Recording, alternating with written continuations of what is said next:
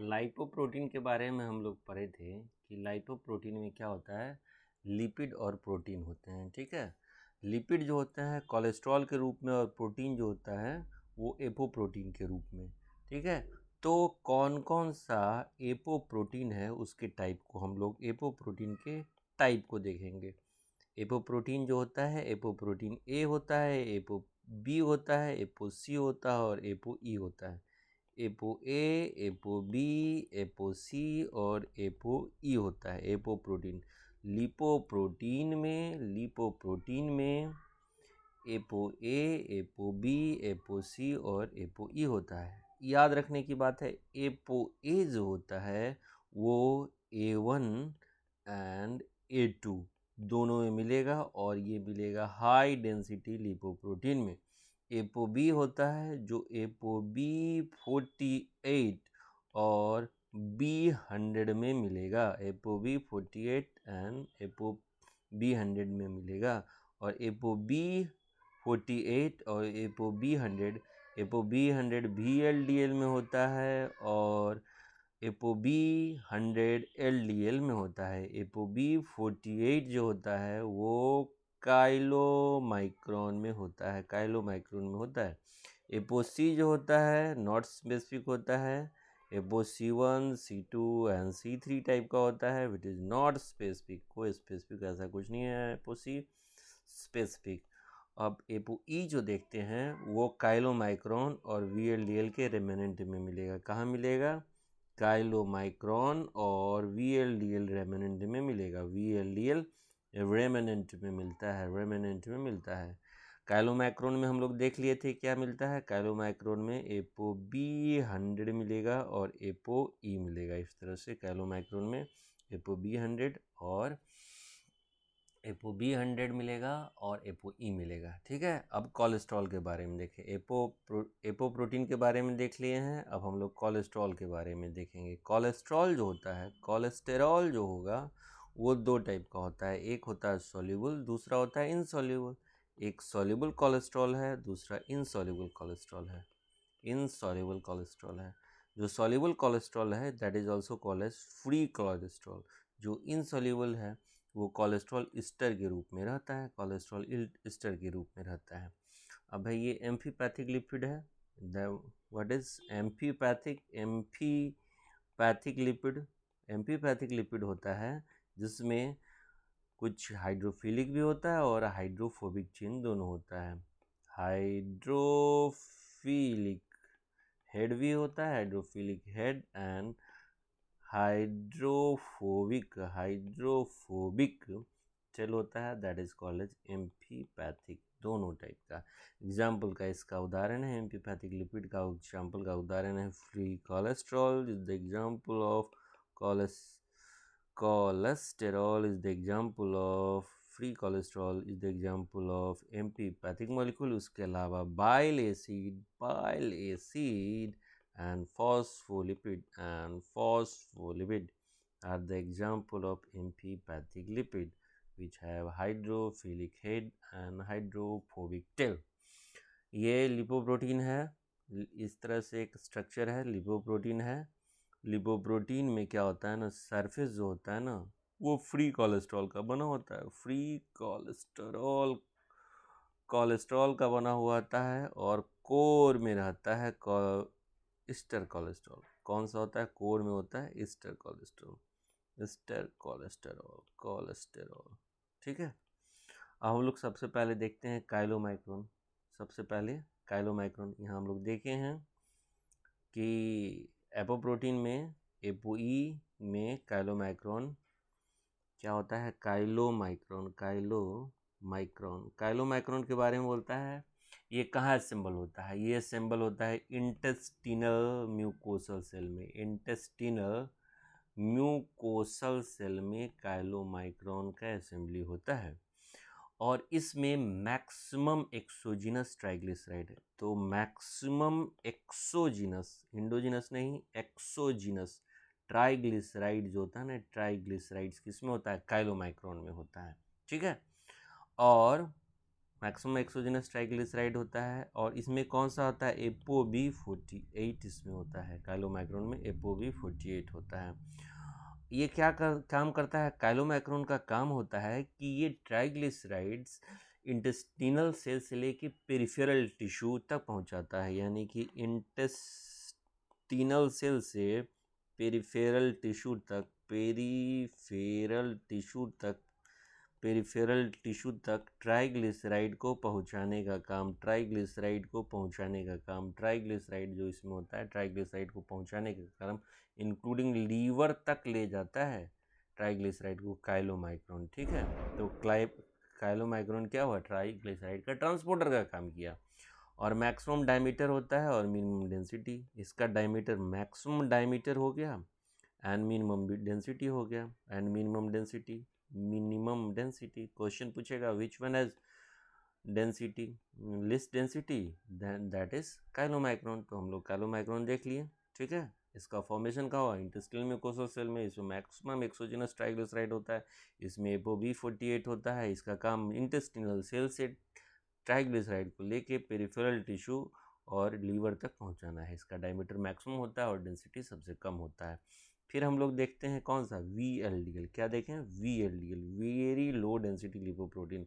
इसका सिंथेसिस कहाँ होता है, लीवर में होता है। इसका सिंथेसिस लीवर में होता है, इसमें ApoB100 होता है। VLDL में क्या होता है, ApoB100, और इसमें मैक्सिमम इंडोजिनस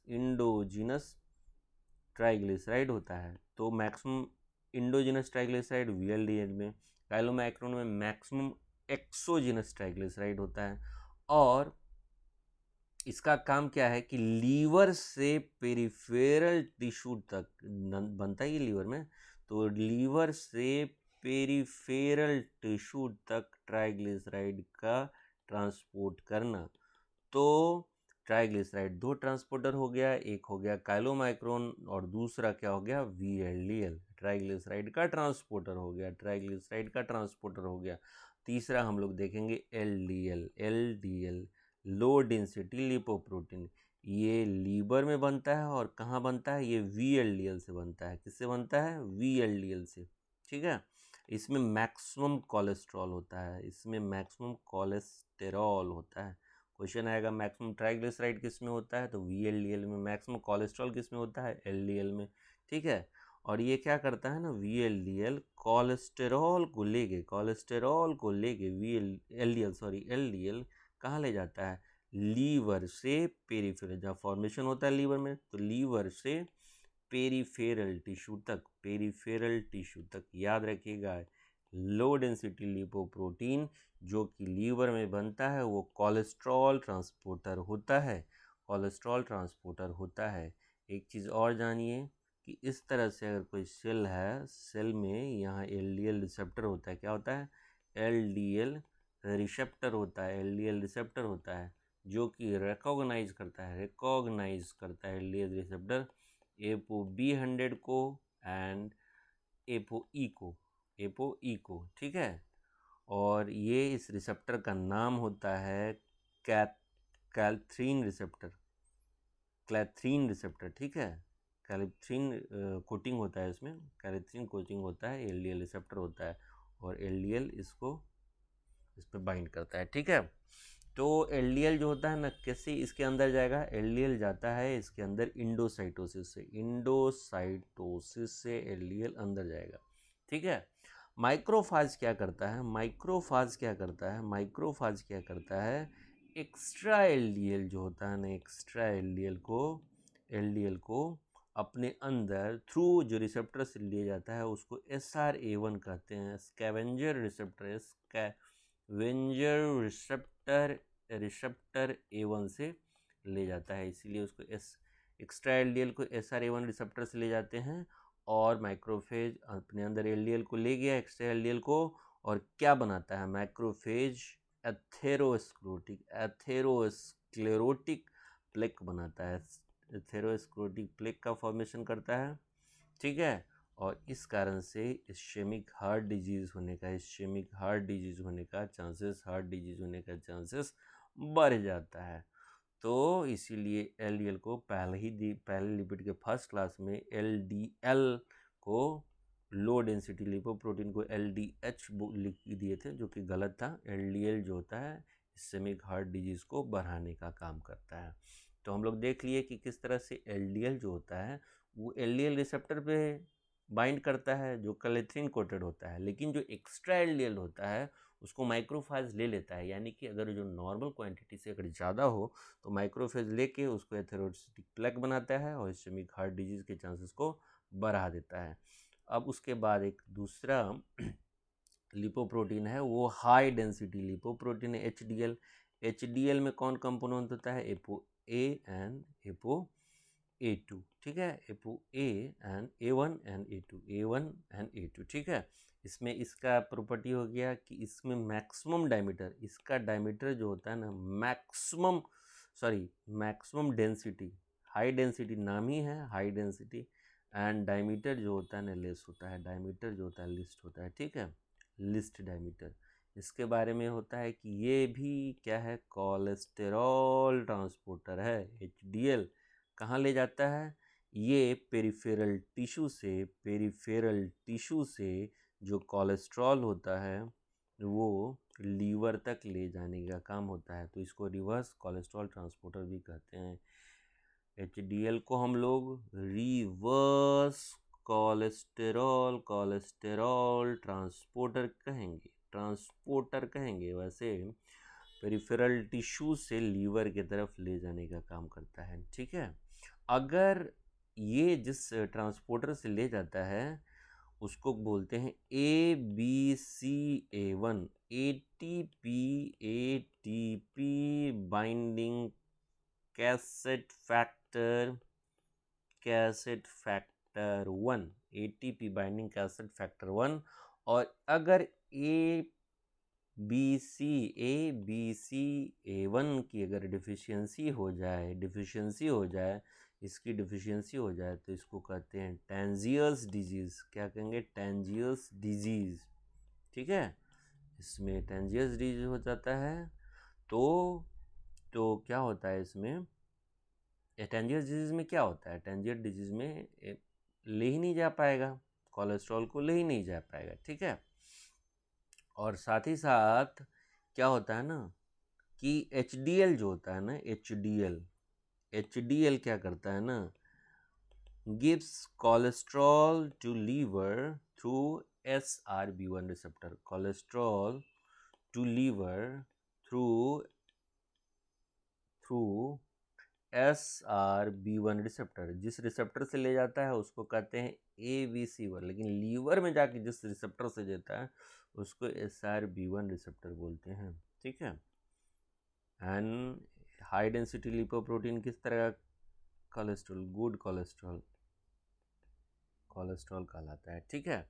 और अगर इलेक्ट्रोफोरेसिस करेंगे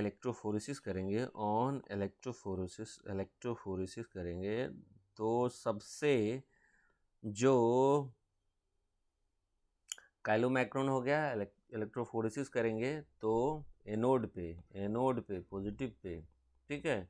सबसे पहले यहाँ कौन पहुँचेगा? मैक्सिमम माइग्रेशन किसका हो गया? HDL का, ठीक है। उसके पीछे क्या रहेगा? VLDL रहेगा। उसके बाद कौन सा रहेगा? LDL रहेगा। और काइलोमाइक्रोन जो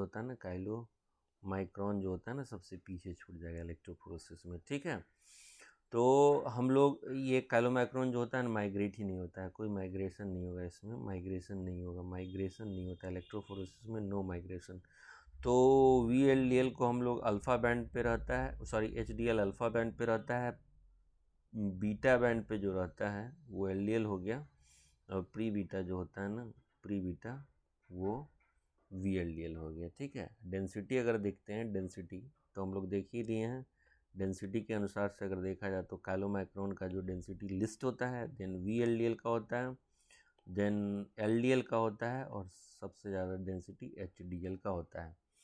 हम लोग देखते हैं लिपोप्रोटीन लाइपेज जो होता है ना, इसका क्या काम है? लिपोप्रोटीन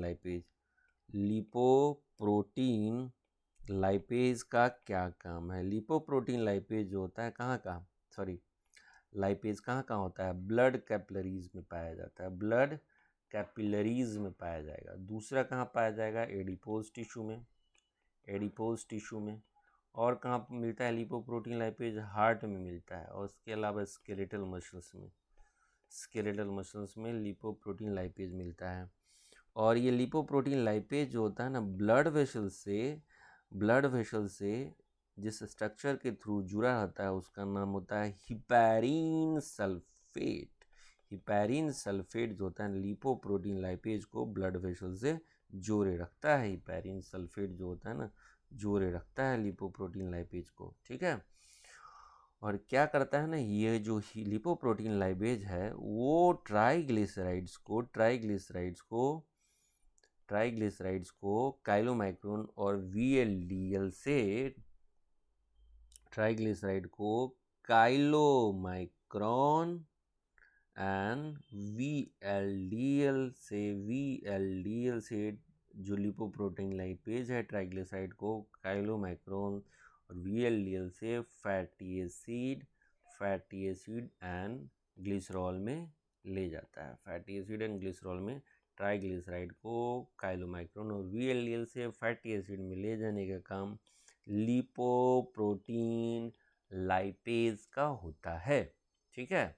तो लिपोप्रोटीन कहाँ नहीं पाया जाता है? हम लोग देख लिए कि ब्लड कैपिलरीज में होता है, एडिपोज में। ये कहाँ नहीं पाया जाता है? It is not found in liver. ये कहाँ नहीं पाया जाता है? लीवर में नहीं पाया जाता है।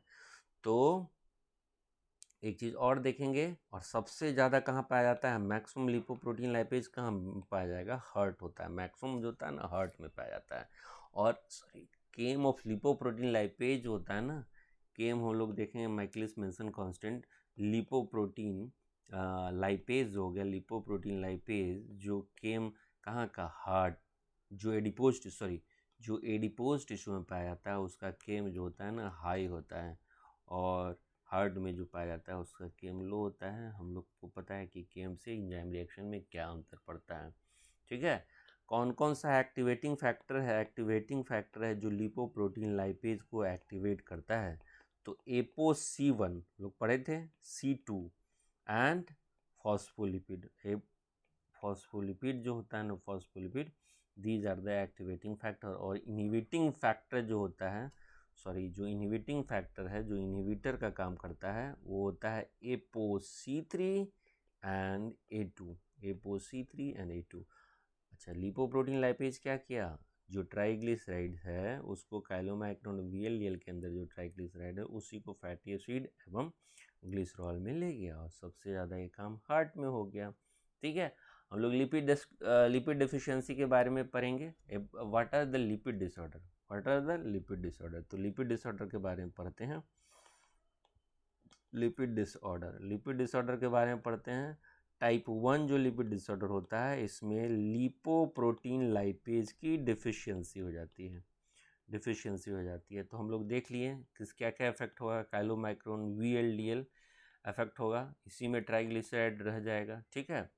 तो और टाइप 2 जो होता है उसमें टाइप 2A, इसमें क्या होता है? एलडीएल रिसेप्टर की डिफिशियंसी हो जाती है। हम लोग जो पढ़ लिए हैं, एलडीएल रिसेप्टर की डिफिशियंसी होती है। टाइप 2B में क्या होता है ना, उसमें एलडीएल रिसेप्टर के साथ साथ ओवर एक्सप्रेशन हो जाता है किसका? ApoB100 का ओवर एक्सप्रेशन हो जाता है। और टाइप 3 जो होता है लिपिड डिसऑर्डर, इसमें ApoE की डिफिशियंसी हो जाती है। ApoE की डेफिशिएंसी हो जाती है, ठीक है। टाइप 4 जो होता है उसमें VLDL का ओवर प्रोडक्शन हो जाता है टाइप 4 में। और टाइप 5 जो होता है उसमें VLDL एंड काइलोमाइक्रोन दोनों का ओवर प्रोडक्शन हो जाता है, ठीक है। तो हम लोग देखें लिपिड डिसऑर्डर के बारे में क्या क्या देखें। लिपिड डिसऑर्डर जो होता है टाइप 1 होता है, टाइप 2 होता है, टाइप 3 एंड टाइप 4 होता है। टाइप 1 जो होता है लिपोप्रोटीन लाइपेज की डिफिशियंसी के कारण होता है, इसमें ट्राइग्लिसराइड बढ़ जाएगा काइलोमाइक्रोन वीएलडीएल में। टाइप 2A जो होता है एलडीएल रिसेप्टर की डिफिशियंसी से हो जाती है, इस कारण से इसमें क्या होता है? एलडीएल जो होता है ना बढ़ जाता है।